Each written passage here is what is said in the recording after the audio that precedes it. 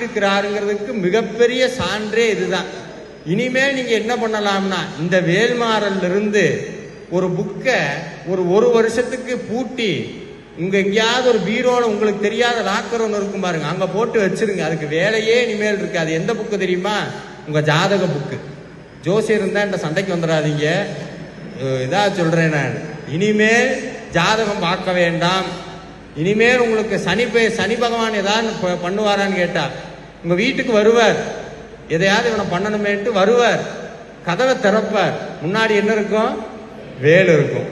பயந்து போயிடுவார். ஐயோ வேற யார்கிட்ட வேணா வம்பு வச்சுக்கிறான், வேலை கும்பிட்றவங்க கிட்ட எக்காரணத்தை கொண்டு வம்பு வச்சுக்க கூடாது, நவக்கிரகம் போயிடும். ஏன்னா வேல்மாறல்ல ஒரு வரி வருது, துதிக்கும் அடியவர்க்கு ஒருவர் கெடுக்க இடர் நினைக்கின் அவர் குலத்தை முதல் அறக்கலையும் எனக்கும் ஓர் துணையாகும்.